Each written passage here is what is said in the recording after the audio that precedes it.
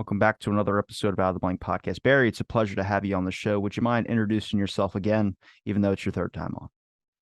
Well, my name is Barry Jones. I'm a U.S. and world and government teacher, U.S. history, world history. I've been a teacher since 1997 and uh, basically winded down my teaching career a little bit, offering content and for homeschool students, also teaching online classes. So teaching a lot of history for a lot of years, Robbie. I know we've talked last time. I think our last episode was about the deep state a little bit and kind of explaining that to get it out of the mind of the public as this giant conspiracy thing, but just kind of look at it from deeper factual document based of what the government's up to. But I'm interested in the homeschool teaching stuff that you do. Is that because, the kids have the internet, they have the cell phone, they can look on and they'll come across a whole swath of information. But the deep politics stuff, that specifically people research into and it kind of gets lumped in with the deep state is not necessarily taught about. Like Watergate's taught in our history book, but to the extent that only Nixon is the prevailing face of it. There's The what's taught about Watergate is the official narrative, and it pins the entire blame on Richard Nixon. The homeschool thing has kind of just come to me by accident. I had some mothers reach out to me who had gotten on my website and were looking at all the content that I provide for U.S. history curriculum, for world history curriculum, for government. I even have a JFK assassination class, but it was all do it yourself.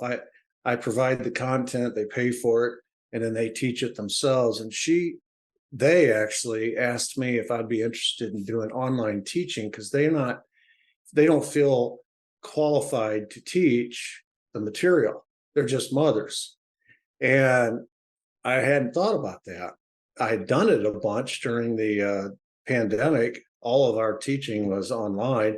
So I had a little bit of experience with it, but had never offered it as a product. So I started doing that about 2 months ago, and I've enjoyed it. I've got few students, and I'm working on a website now to broaden it and to maybe turn it into something where I could do it full time. There's a market for it. Parents who are tired of the public school system, just tired of the system, tired of all the politics, tired of all the stuff that's jammed down their kids' throats, tired of the schedule, tired of this constant testing after test after test after test. And they're just tired of it, and they'd like to take control of their son or daughter's education. So what I'm offering is all of their high school history. Normally students take world history when they're freshmen, they take U.S. history when they're juniors, and they take U.S. government when they're seniors. And that's the extent, unless they want to add some electives. Those are the requirements. So that's what I'm offering. And then an elective is the JFK assassination, if anyone wants to do that as well. But it's gone really smooth. With technology, I think that's one of the byproducts of the pandemic is people's eyes were open to other alternatives. They don't have to be captured by the system. There are alternatives if they want to find them. Of course, I wasn't offering that until they gave me the idea. And now I'm thinking it might turn into something full time. Do you feel like you could teach history in a more productive way than what the education system might limit you to teaching like Watergate, for instance? If you teach kids about Watergate, if you teach kids about the Kennedy assassination, you're allowed to go into areas that necessarily the history books might not define from the official narrative point. Right. Well, there's a couple advantages to doing it this way. You're not limited by the schedule of the system. On a typical week, you might have Monday, Tuesday, Wednesday, Thursday, Friday classes, and they're an hour each, and you're counting on those 5 hours. But in the middle of those, you'll have one fire drill, you'll have one test that you have to take mandated by the state, you'll have ACT thing where all your juniors and seniors get pulled out of class to go attend a meeting. You've got college meetings, you've got this, you've got that. There's just constant interruptions at school, constant. There's no flow. And if you tally up the number of state mandated tests that are required, And that's not including ACT. That's not state mandated, but that's another test. ASVAB for the military is another test. All these tests take time. They usually take days, sometimes weeks. And so there's constant interruptions. So yes, from an efficiency standpoint, I can arrange with the student, when are you available? When am I available? All right, we're going to set aside an hour or 2 hours for this day or these days, and we're going to get through everything.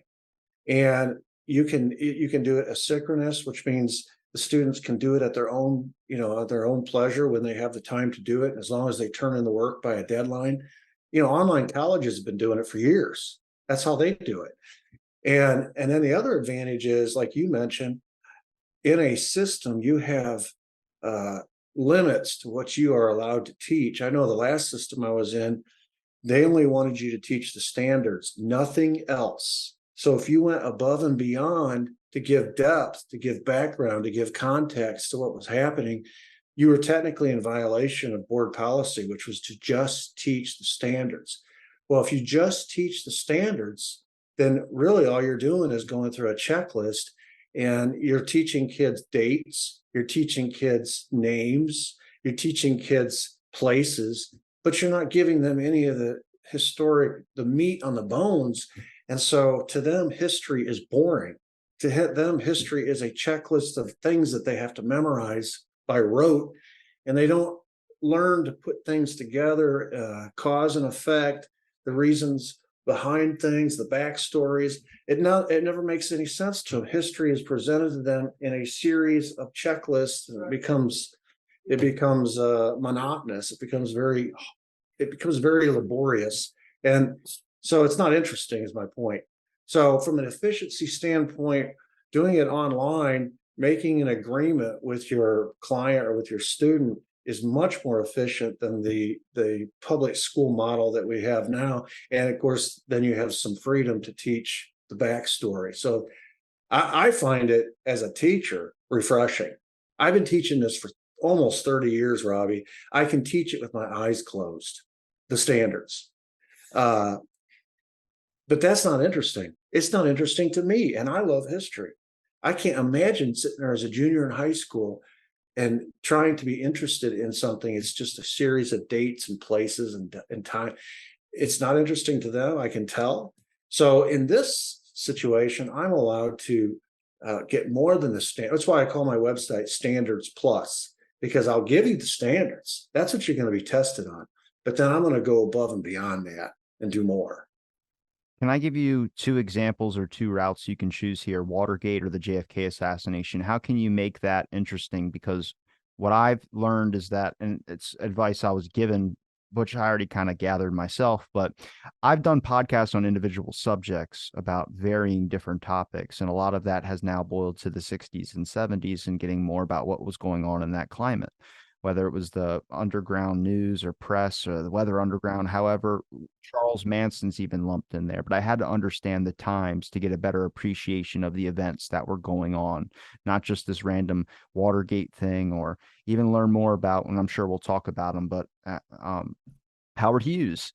I had to learn more about these individual figures and learn more about the government that led me to the church committee to really appreciate, like, oh, history is fascinating. But if I was going to ask you to choose between the JFK and the Watergate one, which one would you break down for your students that wouldn't be with the official narrative? Like, what would separate that divide?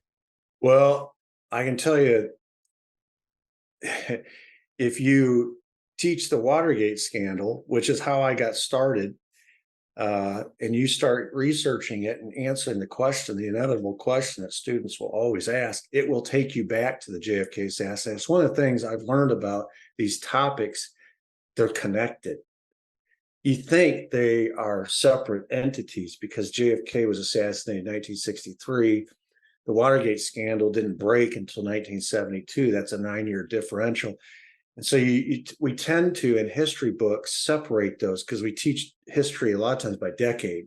So everything that happened in the 60s, okay, here's a few things that happened in the 60s, including the JFK assassination. Now we're moving on to the next unit, which is the 70s, and we're going to talk about Richard Nixon and Watergate. And there's no causation. There's no link There's no cause and effect or anything. And so I teach them as I bring them together. And that's what's interesting to the students, I feel. I know it's interesting to me because it gives you the answers. If you just teach Watergate in isolation, the question I always got from my students was, I don't believe this. It's not realistic. It doesn't make sense to me because Nixon was going to win the re-election in 72 by a landslide. He didn't need to do a Watergate burglary. He didn't need that to help him win. Why would he do it?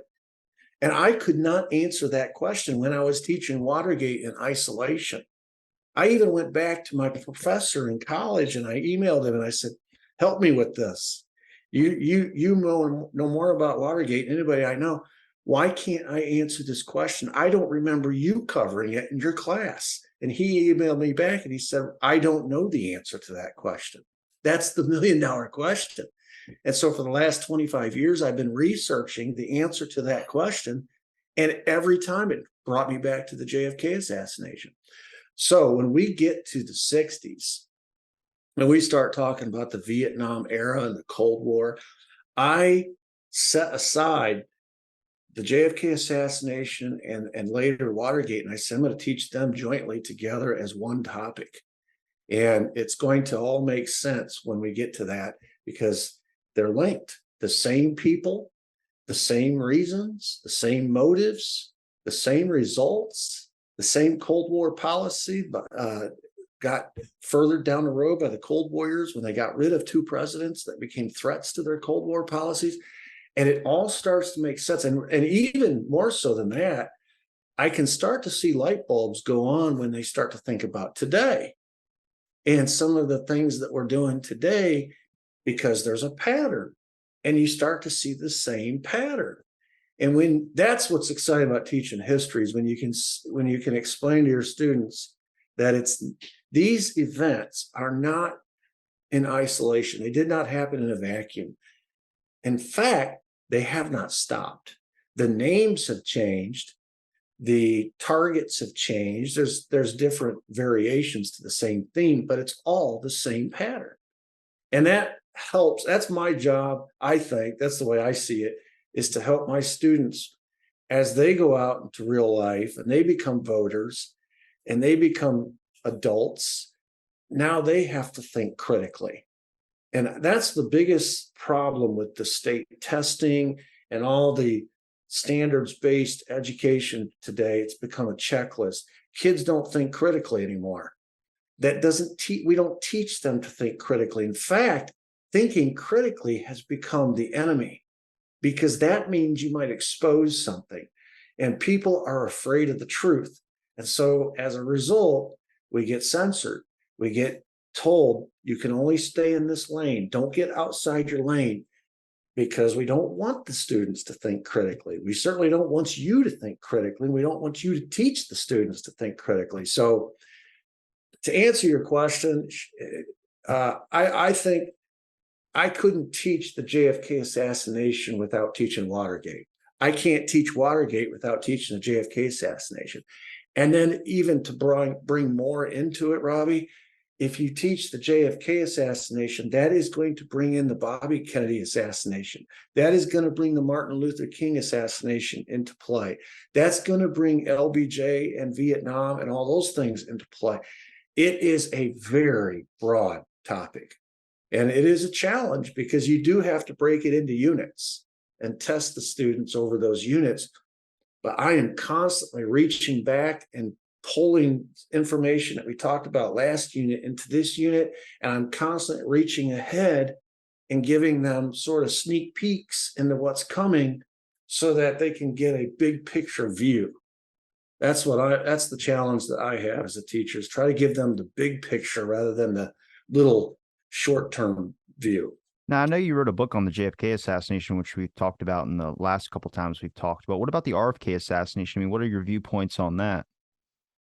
Well, my view is that it happened in conjunction with two other assassinations. Now, the JFK assassination obviously predated it by 5 years.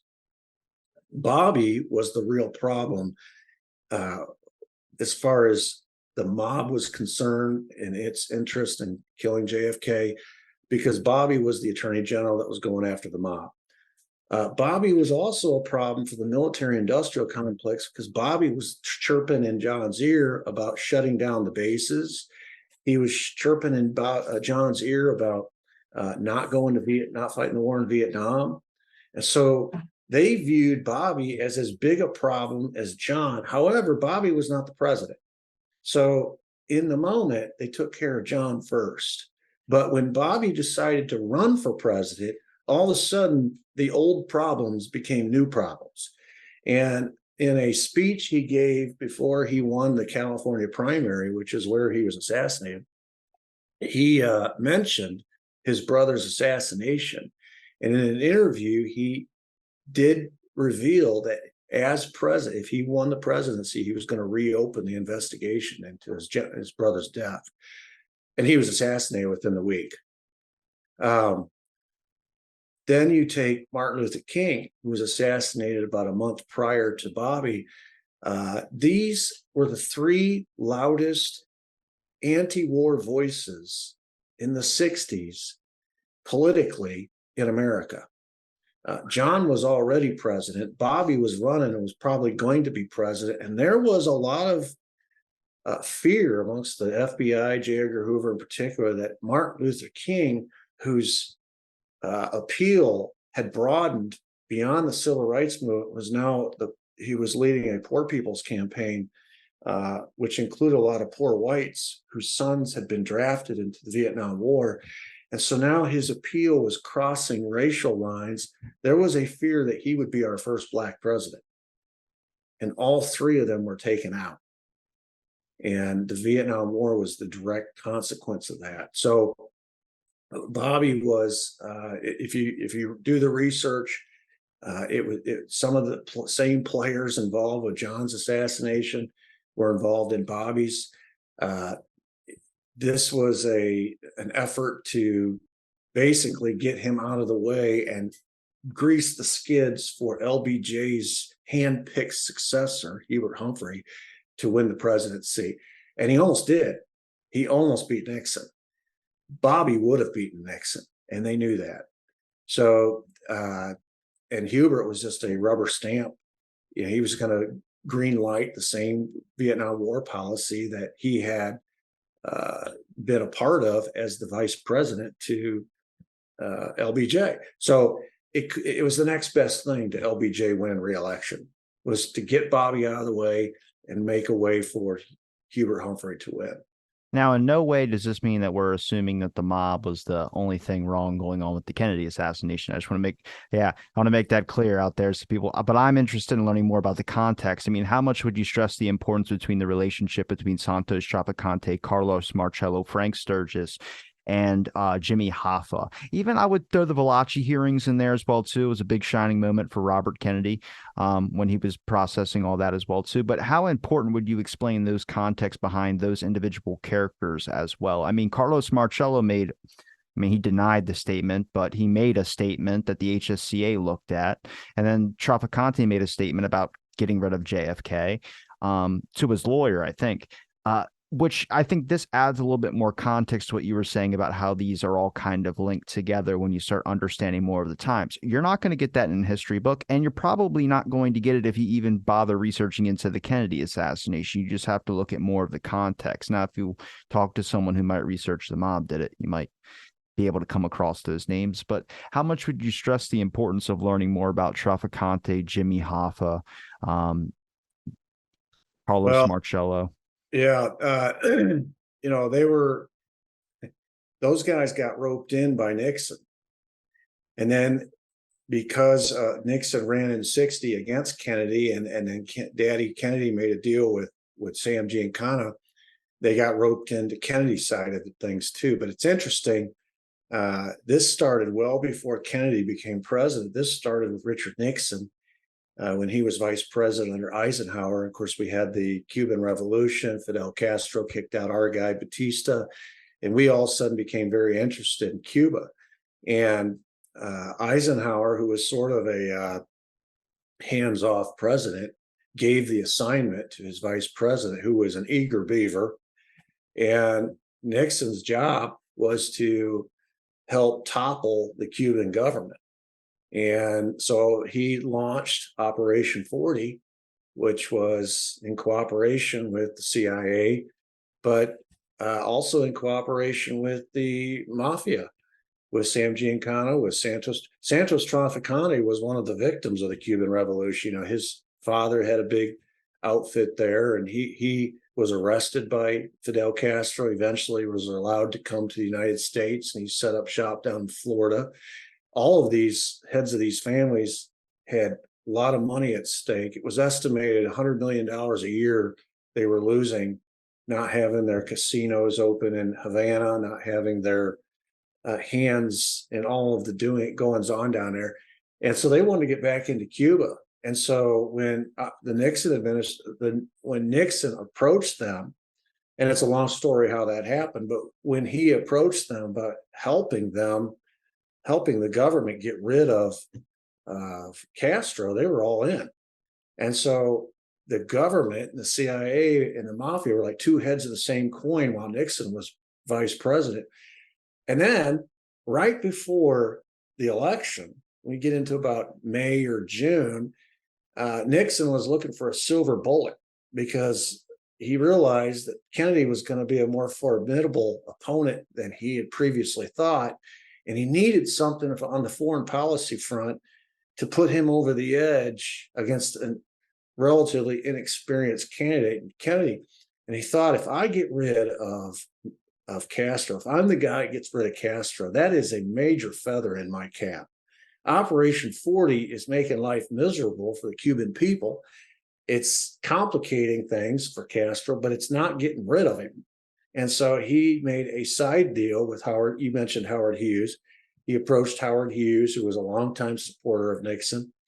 And together they approached Santos Trafficante to put together an assassination team to take care of Castro. And they wanted this done as quickly as possible before the election. And there were a series of meetings. It involved Sam Giancana, it involved Carlos Marcello, it involved Robert Mayhew, Ed Sheffield, the CIA director of security, who was basically Nixon's man, and a series of meetings that ranged from LA to Chicago to all the way down into Miami. And eventually they realized, if we're going to do this, we have to get the permission of Santos Trafficante because that's his territory. They did get his permission with the caveat that Nixon would basically assure Santos that he was the one ordering this. He didn't want to be left hanging out to dry. So that's when Nixon sent his man Sheffield down to represent him at the meeting. And together they put together an assassination team. They called it the S-Force. And this S-Force was training in Mexico to shoot at a target from distance, a moving target from distance with high-powered rifles using 3 teams, a triangulated hit. That was the training that they were receiving down in Guadalupe, Mexico. So you ask, what do they have to do? And then you can bring Jimmy Hoffa into this, because when the 60 election gets near and Daddy Joe goes to Sam Giancana in Chicago, this is really fascinating. He goes and he makes his own deal with Kennedy, with Sam Giancana. I need my son to win Chicago. If he wins Chicago, he wins Illinois. If he wins Illinois, he wins the election. Well, Giancana knows that his group is presently working to help Nixon. His group, and by that I mean himself, Jimmy Hoffa, Santos Trafficante, Carlos Marcello, this represents a big change. So he says, well, what are you going to give me in exchange? I know what Nixon's going to give me. Nixon's going to give me a friend in the White House. He's going to get rid of Castro. What are you going to give me in exchange? And so Daddy Joe says, well, you'll have a friend in the White House. We'll get rid of Castro. And all of the problems that you've been having with the McClellan Committee as a result of my sons, specifically Bobby, will go away. the McClellan committee will no longer be an issue. You won't have any Justice Department interference in your business affairs. It'll all go away. Now, think about this from the mafia point of view. If you support Nixon, you get a friend in the White House and probably back into Cuba. If you support Kennedy, you get those two things, plus the McClellan committee is shut down. If Kennedy loses, he goes right back to the Senate. His brother goes right back with him, and they continue to hound the organized crime with the McClellan committee. But if they get a promotion to the White House, all that goes away. So they did a switcheroo. They switched their support to Kennedy. Now, they didn't tell Nixon about it. They slow played the whole assassination thing. Nixon was hounded them. Get this assassination done. The election's coming. Get this assassination done. The election's coming. And they kept slow playing it and slow playing it and slow playing it because their loyalties had switched. They were now supporting Kennedy. Now, this didn't go over well with two of those. Basically, Santos Trafficante, Carlos Marcello said, all right, Sam, if you say that you have a deal with Daddy Joe, and this is the deal, you're vouching for that deal. We're going to hold you to that deal. Now, if this deal doesn't work out, this is unsaid, but this is how the mafia works. If you don't come through, there's going to be problems for you. They switched and they made their alliance with Sam Giancana based on Sam Giancana's say-so. And then after the election, when Bobby didn't get the memo and continued to go after organized crime didn't necessarily hold it against the Kennedys. They themselves had switched loyalties in midstream. They understood this is part of the game, but who they held it against was one of their own, Sam Giancana, because he didn't come through with his part of the deal. And in the lead up to the election, Jimmy Hoffa was furious. Carlos Marcello was furious. These are two guys that personally contributed $500,000 each to the Nixon campaign. And now their organizations are supposed to be supporting Kennedy. And Hoffa couldn't stand Bobby Kennedy. He had been hauled before the McClellan committee time and time again. Bobby made fun of him. He ridiculed him in public. Same thing with Marcello. And these are very proud people. But business comes first. And the business decision was, we're better off with Kennedy than we are with Nixon. So we're going to switch our support to Kennedy. I don't care what you've done individually. As a business entity, we're going to switch our support to Kennedy. And now we're trusting that Kennedy is going to come through. And when he didn't, Sam Giancana had hell to pay. And eventually, so did the Kennedys. Now, when you say Giancana had hell to pay, is that his being shot to death in his apartment? You think that was a orchestrated? Well, that was literally to keep him quiet because he was about ready to testify. And yeah, but no testimony by the mob was taken at face value. They should have listened to Johnny Rosselli on at least the third time he testified. He said some things that ended up being correct and being true. The first two times he really didn't take it at face value. Well, if you're the mafia, you know what happened to Johnny Rosselli. You know, they chopped his body up, put him in a barrel down in Dumbfounding Bay outside Miami, and they shot Sam Giancana in the mouth a bunch of times while he was cooking peppers down in his basement. That's a message to shut up. So the mafia doesn't, they act first and ask questions later. They had gotten wind that Rosselli was talking. As long as Rosselli didn't talk, he was fine. But as soon as he started talking, he became a victim. And so did Sam Giancana. And where Giancana got himself in Dutch with his mafia godfathers, his fellow mafia godfathers, was because he had made a deal with the Kennedys that the Kennedys welched on. And they took care of the Kennedys. They took care of John first and eventually Bobby, but they also took care of Sam. And that, I believe, was at the hands of Santos Trafficante, who is sort of the overseer of the plot to assassinate Castro. He was the overseer of that S-Force. They were his people. They were his trained assassins. He had kind of like a private army. They had a pilot who could fly him around from place to place. They had places to train. They had these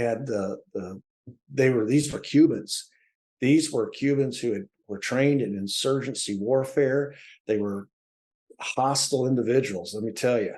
And all he did when he realized what was happening and the Kennedys were turning against them and closing down the training bases, all he did was turn the S-Force and their focus on Castro. He just turned them towards Kennedy.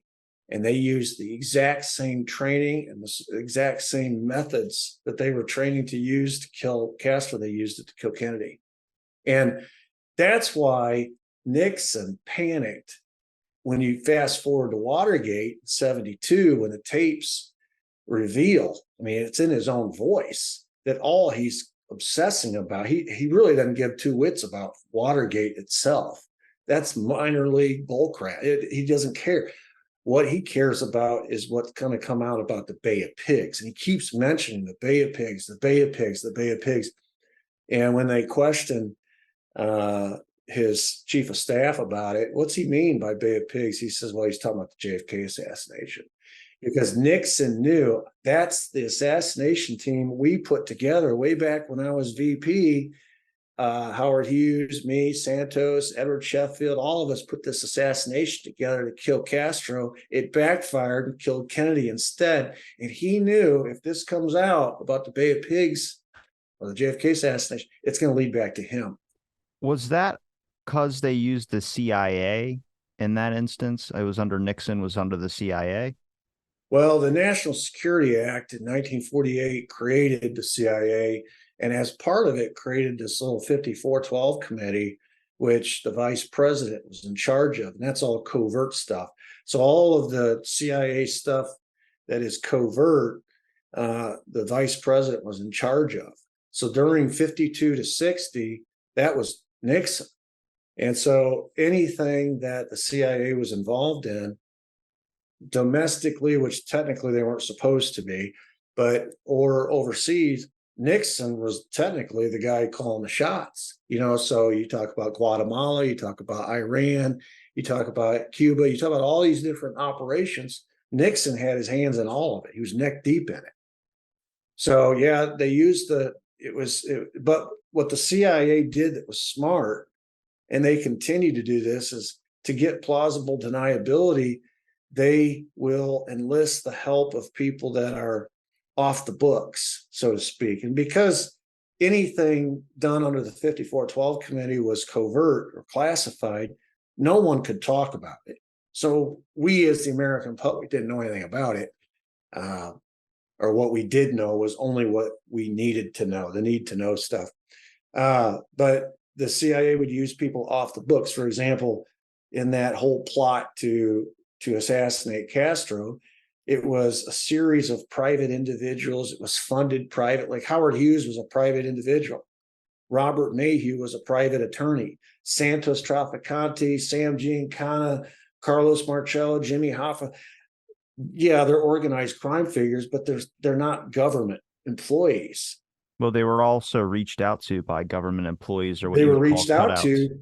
They were reached out to, but their involvement could be, if you're in the CIA, you can disavow any involvement of the agency and just pin it on them. All of the funding came from the casinos in Las Vegas. That's private funding. The training happened on a base down in Mexico that was owned by Murchison, who was an oil man down in Texas. He's a private. So in order to disavow any connection, they always used private individuals to do their dirty work. And that's why Santos Trafficante was so smart and said, okay, I'll put this S-Force together, but I'm going to use the same guys that you have been using in Operation 40. You've trained them. They've been paid by the CIA. They're on the CIA payroll. They used to be mine. I loaned them to you to use them to get rid of Castro. I'm going to pull them back and put them on this assassination team. That way, you can't hang me out to dry, because if any of these guys get caught, it leads back to you, not just me. Yes, it leads back to me, but it also leads back to you. So that's why Santos Trafficante, you mentioned Frank Sturgis. Frank Sturgis was one of those guys. Frank Sturgis was in the CIA, but he was also on the S-Force. If you fast forward to 72, he was also one of the Watergate burglars. E. Howard Hunt was in the CIA. E. Howard Hunt was one of the sponsors of the S-Force, one of the trainers of the S-Force. And if you fast forward to 72, he was also one of the guys arrested at Watergate. It's the same people over and over. Well, do you think it could be staffing problems? I'm kidding.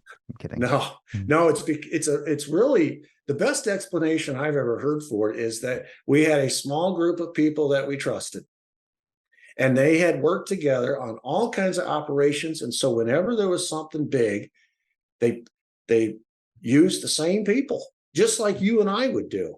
If you got familiar with somebody and they did good work and they could keep their mouth shut, you pay them anything. I mean, you're talking about wet work here. You're talking about stuff that's highly illegal, that involves murder, it involves an assassination of a U.S. president, involves crimes of the highest order. People have to be quiet. People have to be good. That's why the Watergate thing never made any sense, because it was a clusterfuck. I mean, the mistakes made were so stupid. Putting tape on the door, then it gets pulled off by the security guard. So you go down, and these experts, these CIA guys have been doing this their whole life, put tape on the door again, knowing it's already been discovered once. That's intentional. I know he didn't burn the tapes, or he could have easily had a chance to burn a lot of those things that he had Nixon did, but he never did, and he never spoke out or said anything. He left cryptid messages, kind of. Not cryptid in the sense of like, if you piece all these together, it's the Da Vinci Code, but he said off-color things like the Bay of Pigs thing. We don't want to repeat that whole incident again. The connection I made when you were talking about the Kennedy and Nixon thing, if you look at the debates, you look at him being lost to Kennedy during the debates in the 60s. And then you fast forward to after Lyndon Johnson said, it's your time to run now, to Nixon, when then Nixon wins the election campaign, when he goes up, I think it was 2 terms or 3 terms later in 72. So there's a lot of things you can piece together where Nixon obviously knew a lot of what was going on at the time period. There's a lot of events. He could have easily just explained it all and really put everybody, the agencies, under everything. But these independent committees ended up doing it. And even what you mentioned about being paid by like different accounts and things of this sort to some of these individuals that would be involved, like mob figures would get payments from whatever. Look at the intelligence operations in the Church Committee and the Pike panel or Pike Committee. None of them go into the CIA's budget because they feel like that would be a threat to national security. And one thing they absolutely would not touch is that you could not bring up the discussion about Chile. You could not talk about any intelligence operations that were going on in Chile, whether that was an active thing and they considered that a threat. But those are there was discourse or lines that these committees that are supposed to be investigating could not cross. Yeah, absolutely. When the Watergate, I'm trying to remember, it was the Senate committee because Sam Ervin was chairing it. And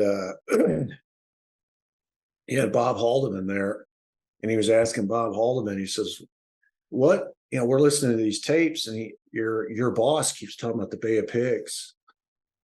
And, I'm confused. Bay of Pigs happened back during Kennedy's first year of Kennedy's administration. It has nothing to do with Nixon. Why does he keep talking about Bay of Pigs?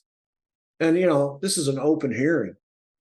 And Bob Haldeman said, well, that's because he's talking about the JFK. Every time he mentions the Bay of Pigs, he's talking about the JFK assassination. And the whole hearing room just got quiet.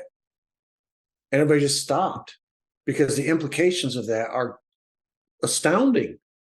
Here's the president of the United States. We're looking at him for breaking and entering and covering, abusing his power and corruption and et cetera, et cetera. But he's talking about the JFK assassination, which by that point in time, by 72, 73, 74, most Americans did not believe the Warren Report because there had been some other evidence to come out by that point. You would think that would have gotten the attention of the committee.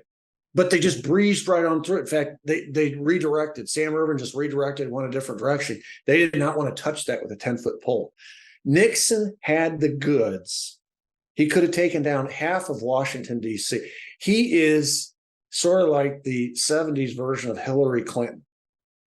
Hillary Clinton has the goods on everybody, which is why nothing ever touches her. All right. You think about, well, Nixon had to resign. Yeah, but he took all those secrets with him to the grave. And he had a pretty sweetheart deal, if you think about it, because they made a deal with him. And that was, you put Ford in, he'll pardon you, you'll get your pension, and the pardon will prevent any criminal proceeding against you as a citizen going forward.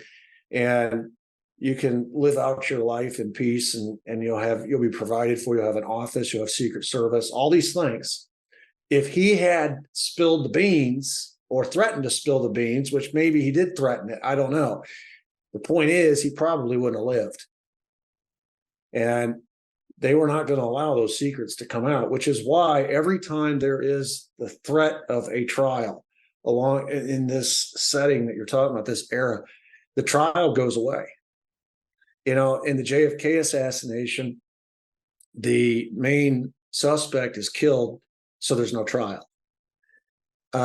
In Jack Ruby's retrial, the first trial, he never said a word. He sat there stone-faced and accepted whatever his attorney said. In his retrial, when the Texas Court of Appeals threw out his convictions, ordered a retrial, the judge said, well, you have to talk this time. Will you talk? And he said, I will talk. Before there was a trial, he died of cancer. No trial, no retrial. And then you fast forward to Watergate, there would have been an impeachment trial of Richard Nixon. He was going to be impeached, and there would have been a trial in the Senate. He resigned before that happened. You think that he thought they would have killed him? He himself said that if he had won the election of 1960, it would have been him in Dallas instead of JFK. Now, that is not the same scenario as what you're asking about, but it was definitely on his mind that he had knowledge of too much. He knew too much. And so that resignation, foreclosed on any trial and him saying anything or revealing anything. And in 30 days to the day of his resignation, Gerald Ford pardoned him. And Gerald Ford is the cleanup man, because Gerald Ford was on the Warren Commission, feeding secrets to the FBI. He was the source for he kept the FBI informed every step of the way what was going on in the Warren Commission. He was paid for by the FBI, J. Edgar Hoover. He was J. Edgar Hoover's built boy. And so when he became president, not only is he interested in preserving the Warren Commission, because he served on it, but he's also interested in preserving whatever Nixon's culpability might be. And he was the perfect cleanup man.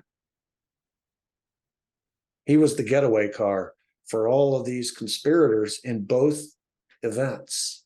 Why doesn't Ford get talked about more when it comes to the assassination? You hear figures like Allen Dulles get pulled out, Johnson gets pulled out, Nixon sometimes get pulled out. Hell, occasionally you hear Bush get pulled out in that as well too. But for me, looking deeper at, I guess the lack of information on Ford is interesting. I mean, the History Channel, if you look up them, they openly accepted the Warren Commission.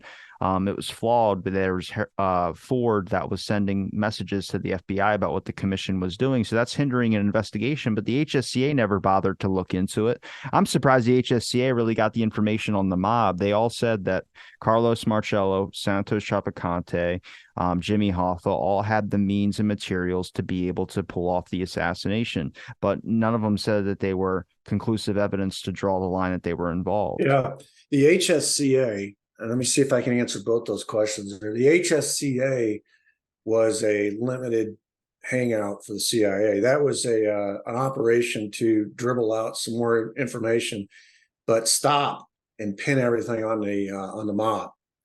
And when they had to conclude, and let me tell you, they did not want to conclude, but when they had to conclude that it was a conspiracy, the conspirators that they stopped with were the mob. And they didn't even investigate it. They just kind of left it as well, we think they have the means and the opportunity, like you said.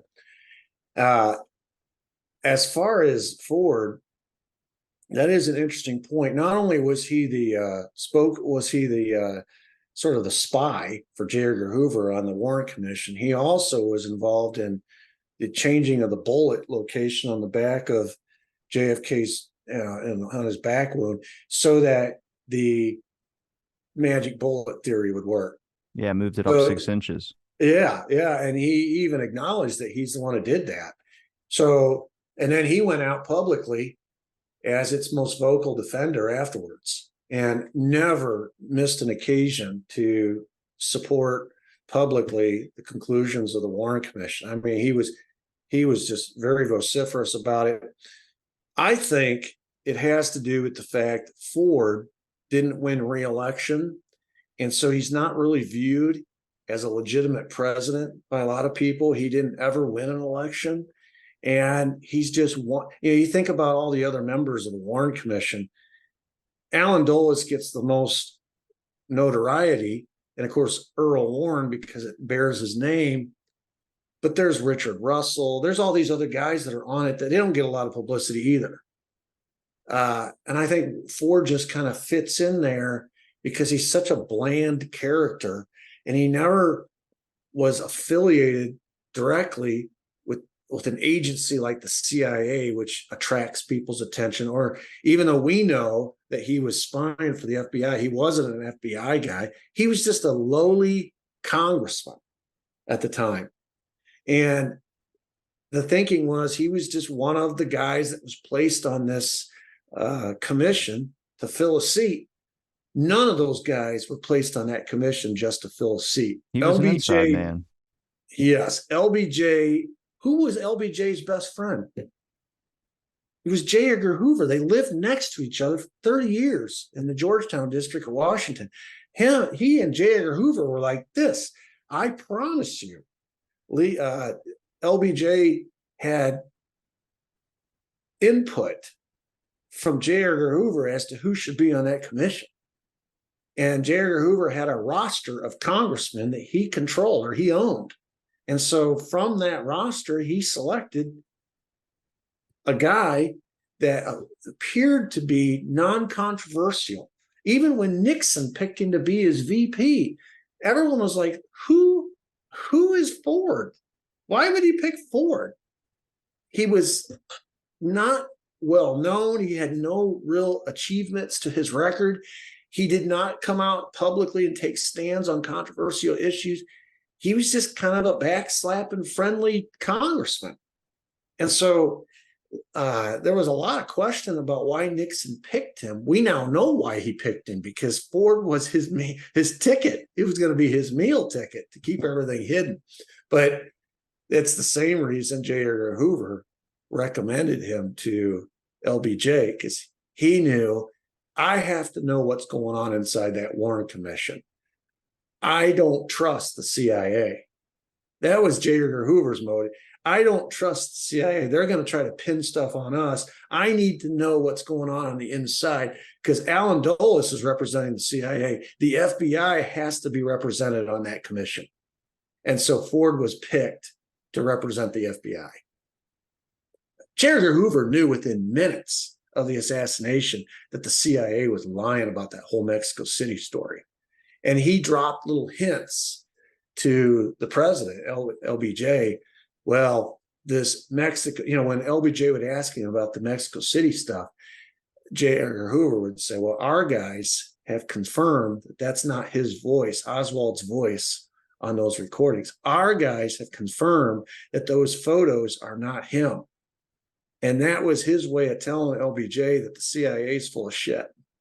And all this story they're telling you that Oswald went to Mexico City and plotted with a communist assassination expert, Kostikov, and that he was down there trying to get visas and passports to get away after the assassination back to Cuba or Russia.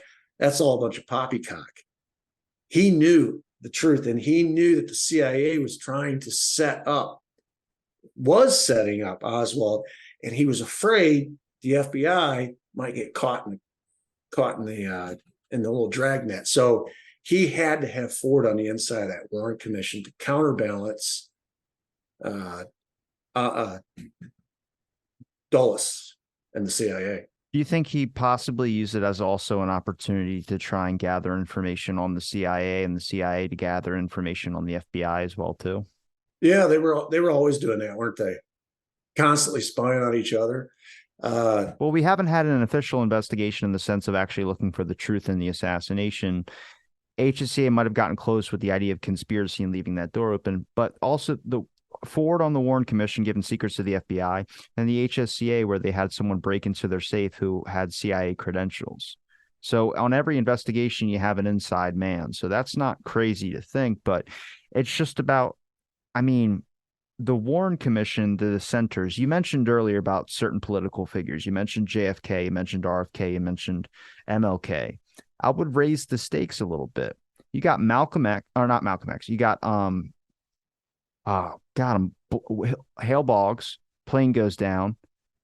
Dag Hammarskjöld plane goes down. But who comes out about Dag Hammarskjöld? Harry S. Truman. What does he state to the press? Why don't you guys ask me questions about the mysterious plane crash of Dag Hammarskjöld? And nobody pressed him on it. Nobody asked him about it. He leaves a bombshell like that in a press meeting and no one bothers to ask him questions about Dag Hammarskjöld's death because he knew what was going on. But it's just like Nixon and the remark about the Bay of Pigs. What does it mean? Did anybody pursue it? No, they moved on. Because they know where it leads. They know where it leads. And so these commissions, they're not to investigate and follow the evidence to lead them to a conclusion. They are to tie off loose ends. And they go in with a conclusion.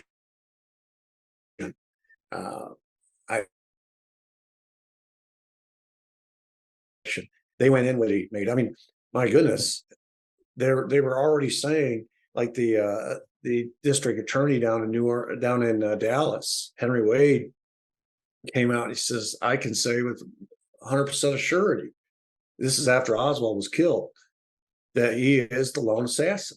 That's before any investigation has taken place.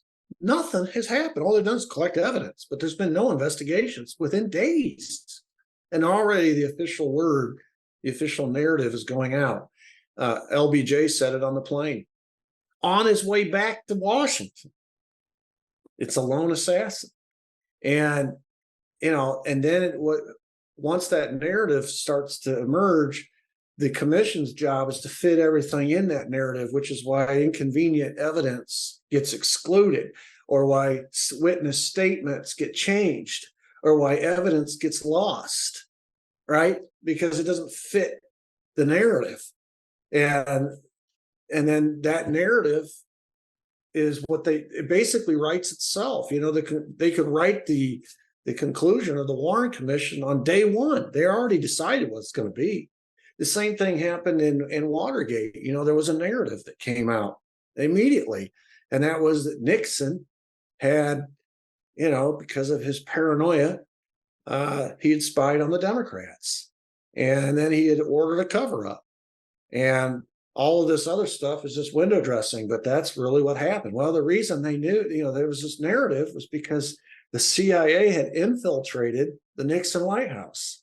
They had their spies in CREEP, the Committee to Re-elect the President. They had their spies in his White House office in the Secret Service. And they also had their spies in this plumber's unit. They knew everything that was going on.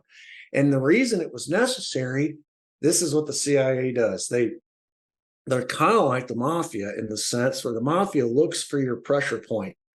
If Robbie, they want you to do something for them, they find out what your pressure point is. Is it money? Well, how much will it take to buy Robbie? Well, maybe money is not your pressure point. Maybe you're incorruptible in that way. So then they say, well, maybe it's women. Maybe we can get him sleeping with the wrong woman, get photos, and use that like J. Edgar Hoover did.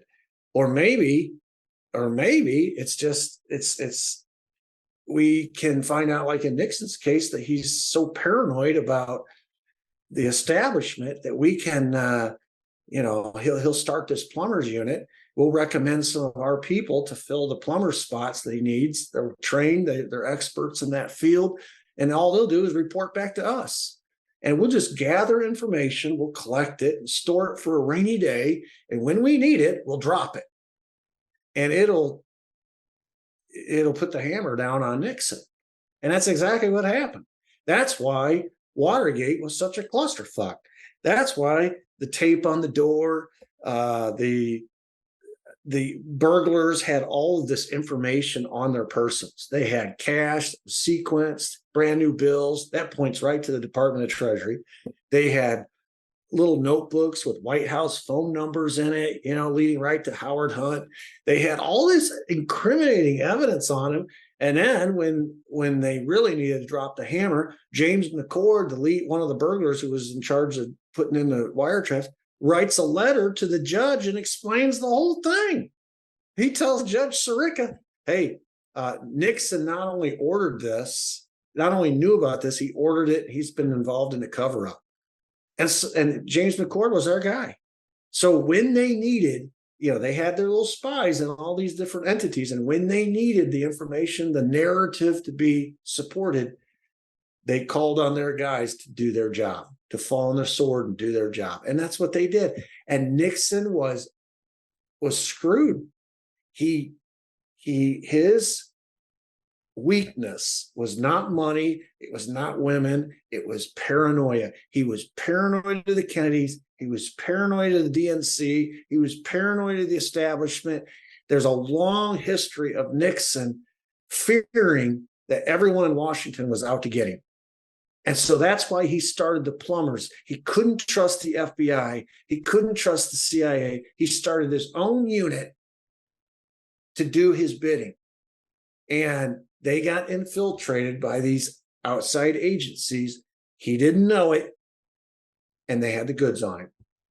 Would you think that we would take more of what Nixon said in some of his, I guess, cryptid messaging that he's done on newscasts if we didn't have this bad history about him? There's an interview you can watch where they're talking a little bit off air. And he's like, "Did you read Johnson's book?" And he's like, "Yeah, yeah, yeah."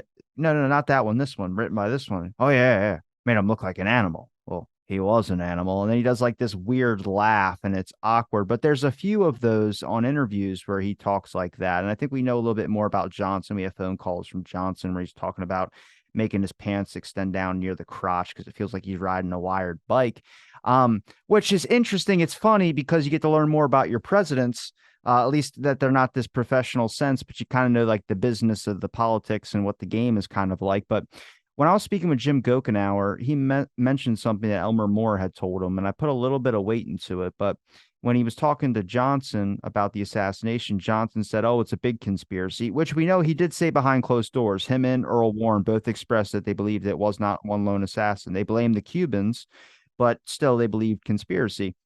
But Johnson said, "Oh, it's a big conspiracy. We do it all the time. We get one of their guys, they get one of our guys." And that's what he said to Elmer Moore. But all these statements have not been accepted at face value because of the fact they're either told to someone in confidence or they're just kind of mentioned here, there, or it's like Nixon with the press interview where I go, even with Nixon, we didn't have the horrible history of the Watergate stuff and Nixon's name being synonymously attached to it, would we be able to verify some of those claims or statements that he made? Would he been pressured to answer some of this? He obviously knew more than what he let on. And there's a lot of people in the assassination that knew a lot more than what they let on. Yeah. Nixon was so thoroughly discredited in the eyes of the public that he became almost I don't know, like a cartoonish figure where this, if you've watched the Oliver Stone movie, it paints a picture of a guy who's he's almost insane, and he wasn't that way. He was a brilliant guy, but he had a very dark image, and people began to buy the narrative that he was a liar and that he only spoke when it was beneficial to himself. I mean, even the fact that he spoke in the third person all the time, he never spoke about himself as I or me. It's Richard Nixon or the president. And everybody just thought he was odd. He was odd.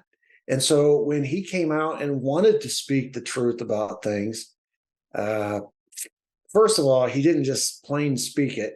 Secondly, it was kind of in code. And I just think a lot of people didn't want to trust him or believe him. He sort of represented everything that was wrong with government. He came to represent everything that was wrong with government, the lies, the corruption, the abuse of power, all those sorts of things. And so his credibility was so damaged. I don't know if he'd come out and said the truth, people would have believed him. It's kind of like that same question you asked about Ford. Why don't people take Ford? Well, Ford fell down the stairs of Air Force One. He was the guy that fell into the White House Christmas tree at Christmas when he was trying to light it. Chevy Chase made an entire career making fun of Gerald Ford on Saturday Night Live because he fell all the time. And everyone laughed at Ford. He became the butt of everybody's jokes. How can you take him serious? On the other hand, Nixon was this dark, kind of like, this shadowy figure that was, according to the narrative, responsible for the largest, biggest, most scandalous affair in our government's history. How can you believe anything he says? So credibility, this is where Operation Mockingbird really comes in, because the media plays a part in creating a narrative about people. And this is one of the most effective tools that the CIA has, destroying people's credibility. It's one of the reasons they come up with this phrase, conspiracy theory. That was a CIA concoction, and it was designed to undercut the credibility of people who are questioning, like you or me, the official narrative about any of these events. Oh, he's a conspiracy theorist, and that's had a negative connotation. Well, who came up with it? The CIA did. It's documented. They're the ones who recommended to their Mockingbird media, captured media people, just write in your articles that these people are conspiracy theorists. Well, the document's 1035-960 is the document number. Yeah, and it's taken root. It's become part of the American lexicon now. I don't like Mockingbird being used as an example, because that just mentions the CIA and media assets. But what would you consider more distorting of the public's perception? The DoD influences movies today. J. Edgar Hoover's FBI infiltrated Hollywood and completely warped the perception. The only reason of the FBI. I reference Mockingbird is because that's an actual program that the CIA undertook. That's historically, that's documented. In fact, it's never had a termination date. It said it ended after 4 months in 63, but I found a document in 65 where they were saying to get their covert media assets out there. Right. So it's never ended. So, and it listed names of very prominent media, either entities like newspapers, magazines, etc., or also personalities who are on their payroll. And their job, and it includes book writers, people who professionally write books to put forth the lone assassin thing, et cetera, et cetera. So I just feel like when the media gets involved, you've got your agencies that are doing their cover-ups and they're running their operations and stuff. But when they get the media involved and the media starts blasting out whatever the official narrative is, that seeps into academia and it becomes part of the official record. It's in your history books. It's what the kids grow up studying. And so then it becomes like, it's that old Napoleonic thing. History is written by the winners. And so and that doesn't mean necessarily just wars. That means the winners of foreign policy, the direction of your foreign policy, the winners of cultural argument, the winners in any situation or scenario, they're the ones writing the history. And then it becomes like gospel fact after it's taught and retaught and then retaught again to the next every subsequent generation. It becomes gospel. And it was all based on a lie to begin with. Who do you think has done more damage agency-wise to the domestic population? Did you say it would be the FBI or the CIA? Well, that would have been an easy answer for me. Maybe a couple of years ago, I would have said the CIA, because it's unaccountable and it does things like overthrow governments, including our own. It's assassinated presidents, etc.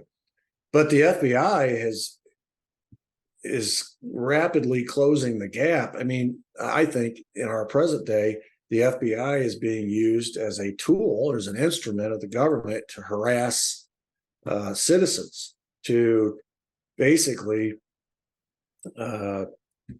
criminalize behavior, or even set people up. You know, like the more I learn about Agent provocateurs.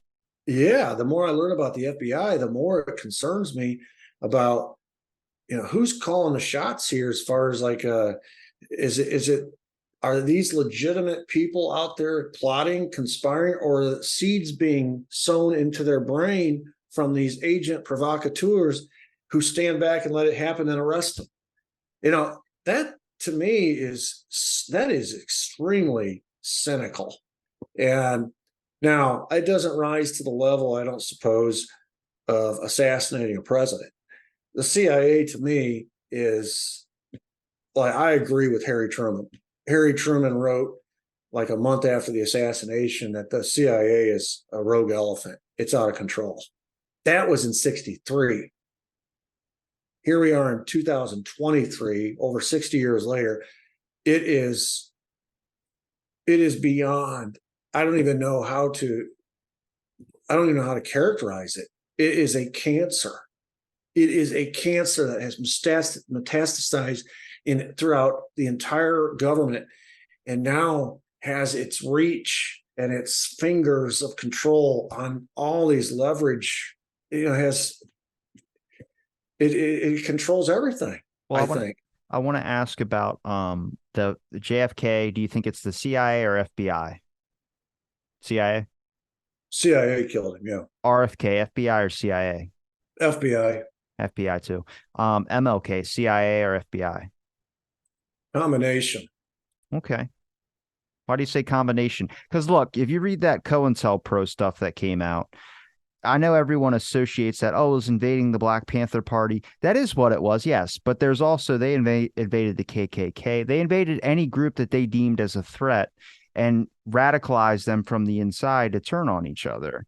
So, I mean, that MLK's assassination, they're literally a document from Hoover talking about eliminating the Black Messiah, a voice of the people that could rise up and stir the population. Fred Hampton is an example where that document gets used, but the FBI gave like Fred Hampton's floor plans. Where did they get that? From William O'Neill, an FBI informant given to by whoever from the FBI that gave him those floor plans. The raid from the Chicago police was all orchestrated by the FBI to Edward Hanrahan.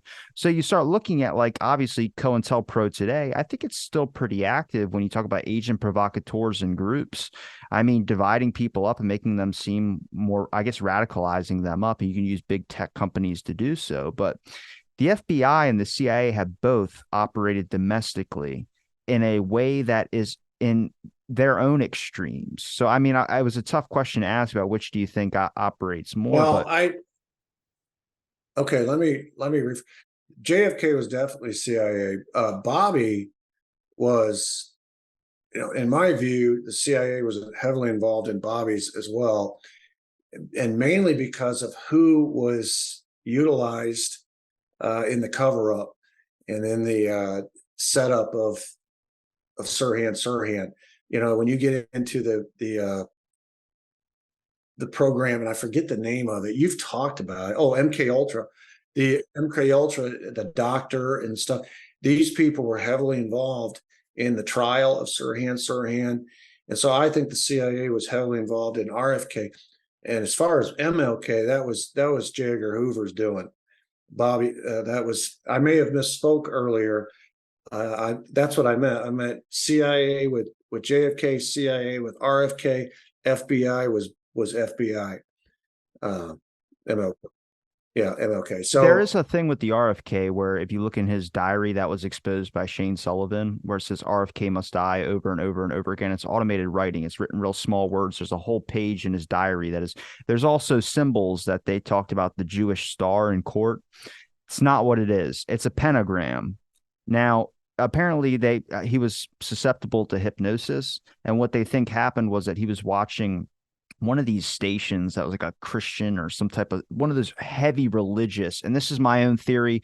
Like I said, just as basis on conversations I've had, I'll just give it to you. You can tell me if it's wrong or not, but it's not like fact, like this is 100% true.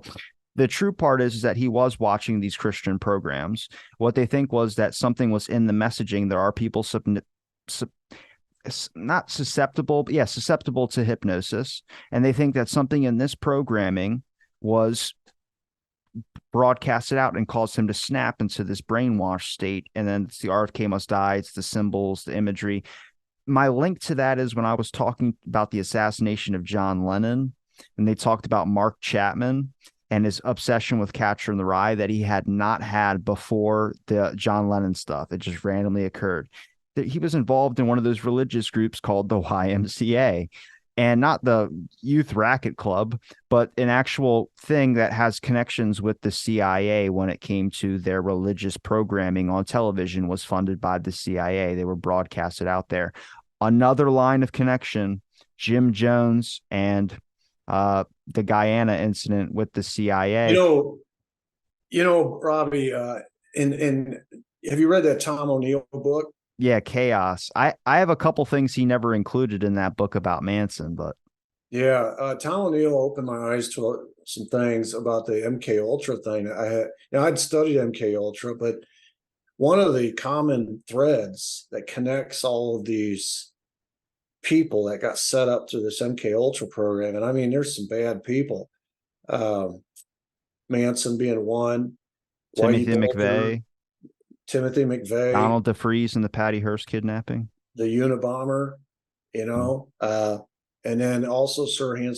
One of the common threads is that they all disappear after some sort of an event for a period of time, and no one really knows where they went. And then when they come back, they're different. And Sirhan's case, he was a jockey. He was a real little guy. And he was a horse jockey, and he fell off a horse and got kicked by a horse or whatever and had this severe injury. And he disappeared for a period of time. When he came back, not too distant future, is when the assassination takes place. And O'Neill goes into, I heard him talking about it, about the girl in the polka dot dress at the event, where and that was same thing happened with Charles Manson, where he was constantly being arrested for things and would disappear into law enforcement wherever he was going. And he came out, and next thing you know, it's like he can't do any crime to get arrested for. They're setting him free for everything, and he's doing all kinds of crimes. And next thing you know, he's programmed his own people to do something. And this was all part of the research. Can you program one person to do something and they not have any memory of it afterwards? And then with Manson, it was, can you program somebody to program other people to do something on your behalf? And so you start putting all that together in the context of the CIA program, MK Ultra, and mind control, and all the different experiments using drugs, LSD, and all that kind of stuff. And it paints a whole different picture, especially when you realize that to this day, Sirhan, who is still alive, has no memory of shooting Bobby Kennedy. And, they use that. The governor, Gavin Newsom, used that as a pretext to deny parole because he hasn't apologized. And he's like, I can't apologize for something I don't remember. Well, even Paul Schrader was shot in the head, who recently passed away by one of the bullets that was aimed at RFK, said that this man didn't kill my best friend and didn't shoot at me. Right. Yeah, he was one of the victims. And I mean, the ballistics evidence clearly shows it's impossible that Sirhan, I mean, everybody knows Sirhan was there. Everybody saw him shooting a gun. It was Thane Eugene Caesar, I'm pretty sure. It was, because he was the only one behind him. Well, his clip-on tie was on the floor when RFK's in that famous photo where the busboy holding his head. When he's laying on the ground, there's a clip-on tie that Life magazine cut out. It's not RFK's tie like I thought. It's Thane Eugene Caesar's, and you only get that from falling backwards and grabbing it. The issue with Thane Eugene Caesar, and Robbie, what was Thane Eugene Caesar's background? He was one of those rent-a-cops, but he had he had CIA connections. Yeah. And that's why he was disappeared afterwards and never questioned. And that's why they engaged they got one of their lawyers, one of their CIA lawyers on retainer, and he came in and basically pled Sirhan guilty by reason of insanity, and Sirhan just took the plea. Yeah, it was, at best, it was malpractice by the attorney, but I don't believe it was it was the same. It was the same MO they used with Jack Ruby in his first trial. Get him a lawyer, and the lawyer will end the case with him. Can I ask you about that with the Western Union thing? Do you buy that at all? I've been through the documents on it recently just to refresh it a little bit. Yeah, Jack Ruby apparently talked to a girl named Karen Carlin, and she requested money from Jack Ruby, and Jack Ruby went to a Western Union when Oswald was at the police headquarters about to be brought out and wired her $25. And then he had a spur of like insanity or something and went over into the police headquarters where no one stopped him, and he shot Oswald in the stomach. That's the official story. We have the transcripts. I think even the Western Union mailing transfer that they had of the money. But if you read it, it doesn't make sense. The guy asked her, "When did you call Jack Ruby?" She couldn't remember the time. And then he goes, "Well, did you need the money for rent?" And she said, "No." He goes, "Well, then why'd you ask him for it?" "Just because." It's like, was your landlord pressuring you to get rent?" And she was like, "No." And he goes, "Then why'd you have Jack Ruby go wire you this money?" And he had 2,000 something dollars with him, threw it in his car, had a pistol on him, and he had his dog in the car and just randomly gets this spur to go shoot. How did he even get in the headquarters? That's the thing. Apparently, one of the cops saw a guy walking, said it was Jack Ruby, into the headquarters, and thought, I forgot who the detective was supposed to stop him, never stopped him. And we have his affidavit in the Dallas Police Archives, but the guy always said he thought it was weird that nobody stopped Ruby. Everyone saw this man approaching. There's no way you could have missed him. So there's like, do you believe the Western Union event? Do you believe the wire transfer thing, or like that emotional insanity? If he was innocent, why didn't he just go for broke? Why didn't he just plead not guilty or anything? Why go insanity? Because he was paid. He went to his attorney in the days leading up to his actions, and he gave him power of attorney over all his finances. He signed over basically his life to an attorney in the days leading up to the assassination of Oswald because he knew he was going away. He was paid. And all of this cash that he got to do what he did, he was not going to have control over it while he was in prison. So he gave control over it to his attorney. That shows what do they call that? Premeditated murder. Premeditated. The whole thing with the Western Union was to dispel the notion of premeditation. It was supposed to make it look impulsive. Like he just acted impulsively. Like you said, he had this moment of insanity. But there is testimony from people where he introduced himself in the days leading up to what he did. And he basically said to them, and I was looking for my quotes. I don't have my quotes with me, but basically introduced himself, saying, "You don't know me now." This was like the assistant DA. "You don't know me now, but you're going to know me." And another quote where he said to another individual, "You want to go with me and see the fireworks?" And he was talking about the assassination. Yeah. Like, and they got a view. He was supposedly meeting with somebody, and he was out of pocket, but he actually did get where he was meeting with this person. He had a full view of Dealey Plaza from the other side. He could see everything that was going on. And he had asked this person if he wanted to go see the fireworks with him. And of course, this guy just thought he was talking about the motorcade. And, I don't know if it's Andrew Armstrong, which is his associate, because they have his testimony on that as well, too. Yeah. So, Jack Ruby, there's also testimony from the jailer, the guy who was watching him when he was being held. And, in the moments right after he shot Oswald, he was a mess. He was a nervous wreck. He was sweating profusely. They put a heart monitor on him. His heart was beating crazy. He was pacing back and forth, speaking gibberish. No, he couldn't make any sense of what he was saying. and he was chain smoking one cigarette after another. And they thought he was nervous because if Oswald dies, Texas is a death penalty state. He would be facing the electric chair or whatever. But when the officer came in, poked his head in, said that Oswald had died, Ruby started laughing with the other guy, started joking with him. He stopped sweating, his heart stopped racing, and he sat down. He started speaking like in a normal conversation. And when they asked him if he wanted a cigarette, he said, "I don't smoke."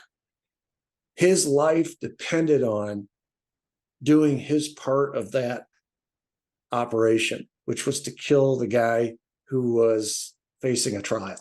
Do you There believe couldn't be a trial.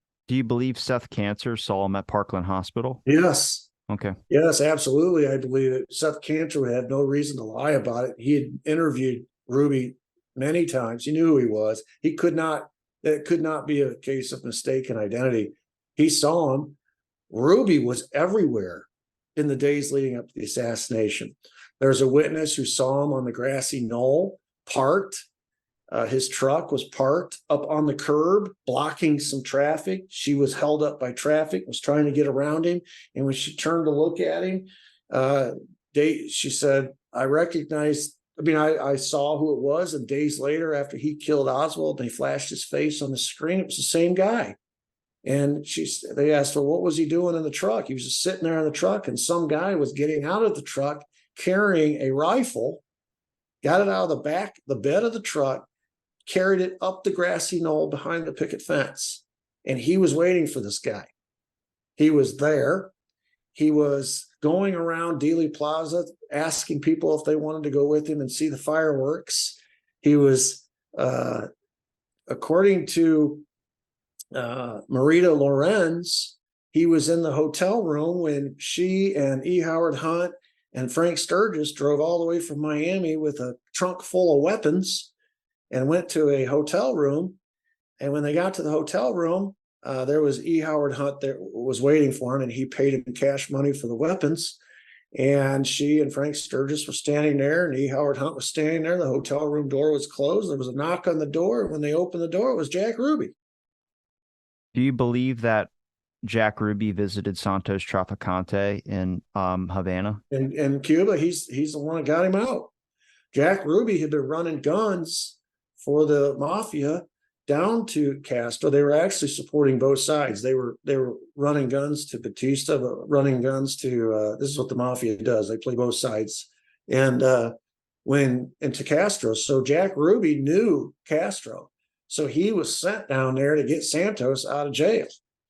And he appealed to Castro, and a couple days later, he left with Santos. Yes, and that's why when Ruby needed show girls for his nightclubs, he got them from, in that case, he got them from Carlos Marcello, another mafia father over in New Orleans. But he was spotted in New Orleans. He was spotted with Lee Harvey Oswald at Carlos Marcello's club, sitting at the same table, talking like they were best friends. Showgirls said, I saw them both there clearly. In fact, Jack introduced me to Lee, was his friend. So Jack Ruby was everywhere. He was like the ubiquitous man in the lead up to the assassination, which is why the Warren Commission claiming he had no mafia connections is patently ridiculous, okay, on its face. And that he had no knowledge of Lee Harvey Oswald is also patently ridiculous. They just squelched the testimony of that cocktail waitress who claimed that he introduced her to Lee Harvey Oswald. Those two facts alone, just those two, show that there was an effort by the Warren Commission to write out of the Warren Commission any involvement by Jack Ruby, and to limit his involvement to just this patriotic, half mentally insane guy who just wanted to spare Jackie Kennedy the prospect of a trial. It's bullshit. To me, it's like based on like what we know now, if you can tell people, like, obviously Jack Ruby had all these connections. People go, okay, I believe that. But then you go, well, look at the Warren Commission and what witnesses they chose to take statements from and use as their examples to include in their commissions, and which ones they did not use. They didn't use Seth Cancer. Instead, they used a couple of mob figures of Jack Ruby's friends, Carolyn Carlin being one of them, a stripper. Not saying anything bad about being a stripper. If there's anybody out there who's listening that is one, I'm just saying that they did not take the White House press reporters, story. And at the same time, they didn't even look at, like, when it came to the Traficante and Jack Ruby. They had one dude, Wilson, who said, yeah, this is 100%. Is it Hughes?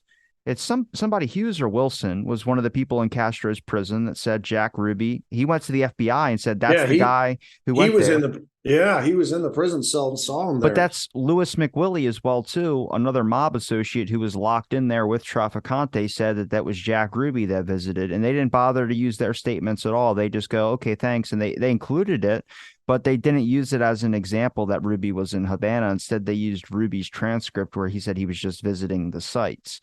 And it's like, I'm just, for me, it was like, that can point people and show them that obviously you're being lied to on some level. Now, credit to Burt Griffin.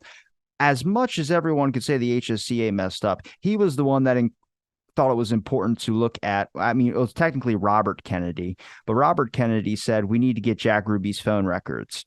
Burt Griffin is the one who put that in the HSCA volumes of the phone records of that whole spike up. It boosted up tenfold Ruby's number of calls to contacts like Carlos Marcello and other mob connected figures. Bobby Kennedy, after the assassination, of course, he's the attorney general, and he's the guy that's been leading the manhunt against organized crime for years. He looked at a call sheet of Jack Ruby's in the 30 days leading up to the assassination. He said everybody on his call sheet were the same people I was subpoenaing for the McClellan Committee. It's the same people. And to say the Warren Commission, for them to say he had no mob connection, it's all the people he was calling. But he was also calling, Oswald's uncle, Moret, So on that call sheet was Oswald's uncle. Now, he was working for Marcel, so that's a mob connection, but he's also connected to Oswald. So, oh my goodness, the Jack Ruby connections to the mob and to Oswald are so deep. If you believe Judith Very, there's another testimony of somebody who said that she met Jack Ruby in New Orleans in the summer of '63 because Jack Ruby came to her lab.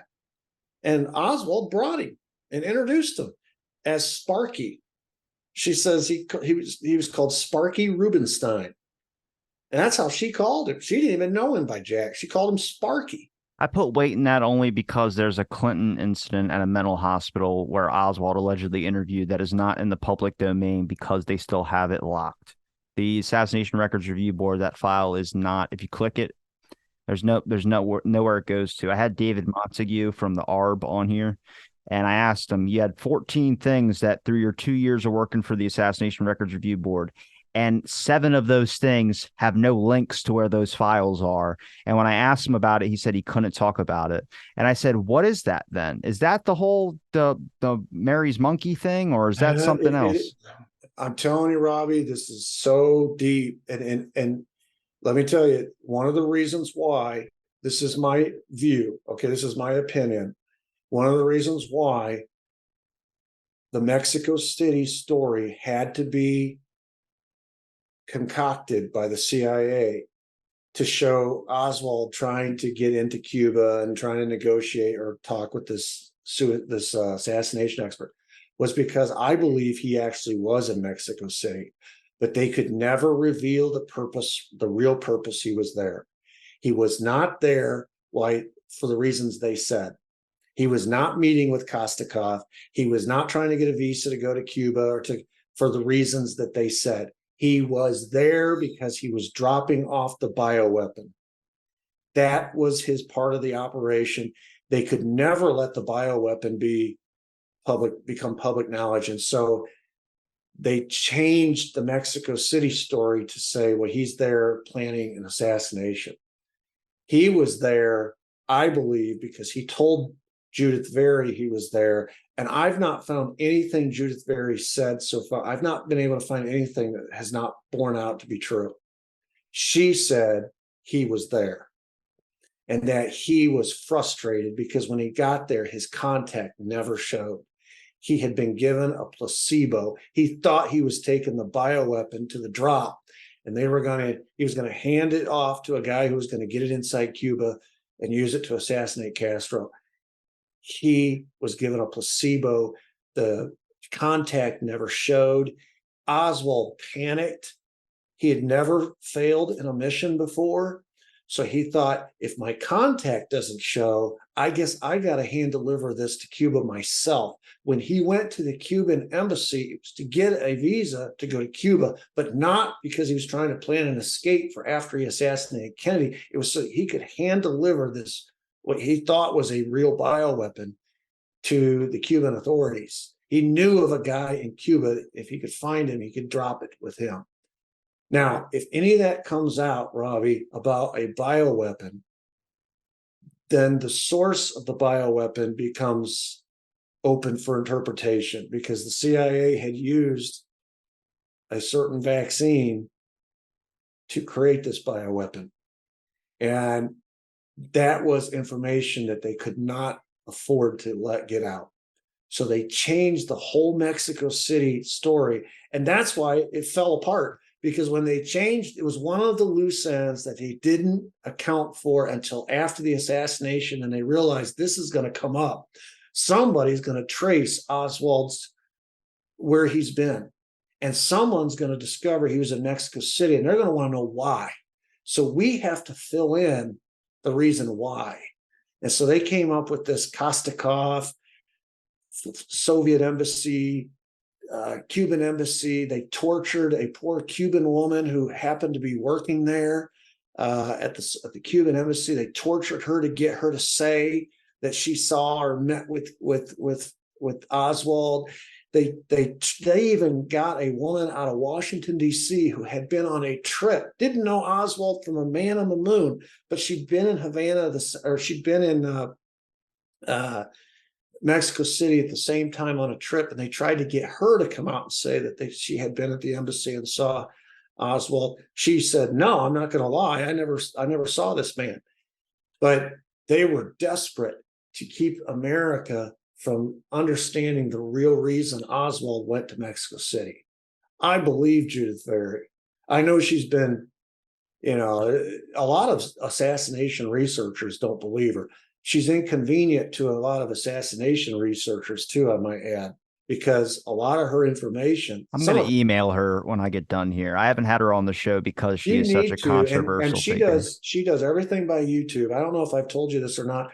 She lives on 30-day visas in countries in Europe, just hopping from country to country because she's a little bit odd. Okay, I'll just warn you in advance. When you listen to her YouTube videos, you can tell she's a woman who's lost everything. She's the only person still alive who knows Oswald, has any connection to Oswald.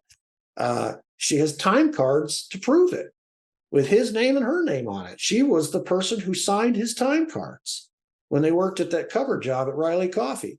So she's a little odd. She's lost everything. She lost her family, lost her kids. When they found out about her connection to Oswald, she feels like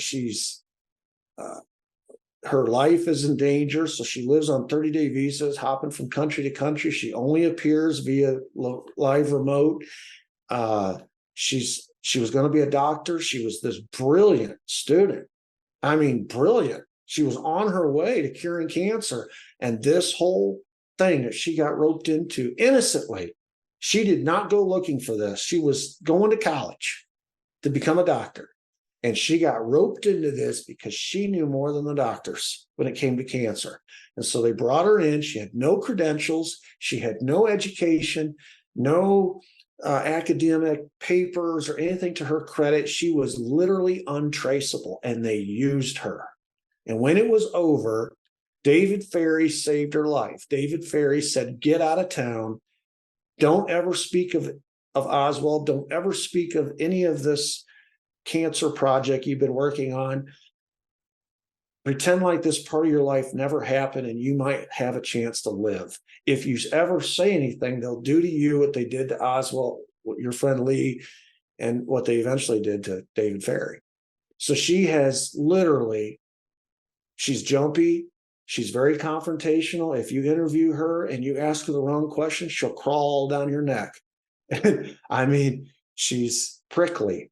But Jim Mars, before he died, went and met with her, and I put a lot of credence in what Jim Mars says. And Jim Mars wrote the foreword for her book and vouched for her. And so did the guy that wrote that Dr. Mary's Monkey, that Edward Haslam that you were referencing. He's met with her as well, and he vouches for her as well. So I just feel like she's one of these victims of the discrediting enterprise that Operation Mockingbird cranks up whenever they need to. And she's easy to discredit because she comes across as paranoid. But I think I would probably be the same way if I'd lived the life that she's led. I'm gonna mention one thing before we wrap here because we've been talking a good bit. Barry, it's always a pleasure to have you back on the show. But it's about the Mark Chapman thing. So the MK Ultra aspect, when he was in his jail cell and they asked him why they were asking, he was in there for a little while, but guards were coming down there and doing like religious things to him. They were like trying to perform their own exorcism. Basically, they even had a priest go down there and try and exorcise Mark Chapman. Everyone thought he was possessed. Because if you look at Mark Chapman's book of Catcher in the Rye, it's all circles and highlights and crazy writing and all this type of stuff. Well, a guy had went before Mark Chapman was going to go to trial and probably say a lot of things that were going on in his head, and people are going to draw some lines together on some things. And I was told this by David Whelan. If you look him up, he's the one that's everyone's now talking about. There's 2 shooters in the John Lennon assassination. This guy had came up, administered something to good old Mark Chapman, and then Mark Chapman had this, and he said this in court. He said that he was having an epiphany, which on his jail cell floor, he was watching angels and demons fighting. And then eventually the angels won. And as he put his hand down, the lead angel picked up a little person, got into his hand. He put it up to his ear, and the angel said, "Plead guilty." Now, none of these facts or evidence about bullet wounds not matching could never go into court. And what they think and what came out now, that guy who was, and I forgot the name of the dude, but he was an MK Ultra doctor. He's one of the listed out of the 13 or however many that are listed for MK Ultra. So that reminds me of the story of Jolly West when he went and met with Jack Ruby. Yeah. And it was private. So no one was there. Jack Ruby was completely lucid before the meeting. And then he administered him a flu shot for walking pneumonia. And then Jolly West emerges from the meeting and tells the media that Jack Ruby had a psychotic break, and he was underneath the table saying that Jews were trying to kill his children, let's say they're trying to kill all the Jews. They're burning Jews in the streets, and his brother was legless. I mean, and no one had seen this kind of behavior out of Jack Ruby ever. And then Jolly West comes out, he's one of these MK Ultra doctors, and he was allowed to meet with Ruby in private. And he comes out and says, "Oh, he had this psychotic break." And that became part of the narrative. And then when he pled guilty by reason of insanity, everybody's like, "Well, yeah, Jolly West said he had a psychotic break." And so, it seems to have a pattern, doesn't it? He denied it till his dying day. That he was doing that, but what he picked up after his MK Ultra stuff was hypnosis and things of that sort, which, like I said, that's what he was practicing for. But with the Manson stuff, the thing that wasn't included in Tom O'Neill's book comes from Brad Schreiber when he was doing book tours about the Donald DeFreeze book about the Patty Hearst kidnapping. He's documented that extensively, but he met with some of the Chicago or LA police, LAPD, the deputy's office, and he interviewed some of them about the Manson stuff and that what they won't go public with, but what they have give him documents on, and he has published it. They knew about Manson long before the murders. and they could arrest him on prostitution charges, drug charges, anything of that sort. But they waited until after the murders because someone on higher authority told them to stand down when it comes to Manson. So who's that higher authority was never pursued. There's, like I said, there's a lot of these things that, and a typical person who's not corrupted would just be like, well, this is how you keep continuing the investigation. You ask questions, you look at this. But I mean, in my belief, I think Manson was stigmatized because he was attached to the hippies. And then it made the hippie movement immediately crash as well, too, with a Right. couple Well, of that other was the things. point. That Yeah. was the point. They were trying to infiltrate the hippie movement and get them to commit a crime that was so heinous, and not against minorities. They wanted them to commit a crime against white privileged kids, which is why they targeted Hollywood. And that would so terrorize the American people that these fringe folks could not just reach minorities, but they could reach people that are in isolated, gated community types and kill them in such heinous ways that all of a sudden it became okay, it became acceptable to be against this hippie movement. Nixon, there's a long history of Nixon trying to discredit the hippie movement and His the hunt for peace. Timothy O'Leary.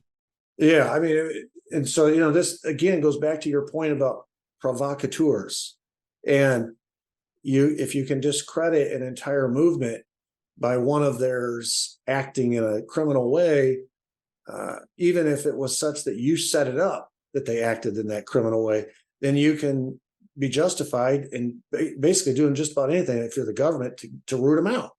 And you see that today in other scenarios. But yeah, It's a mess. it's a mess. You're right. It's a Barry, mess. promote your links. We're going to wrap it up. Your Twitter, anything else?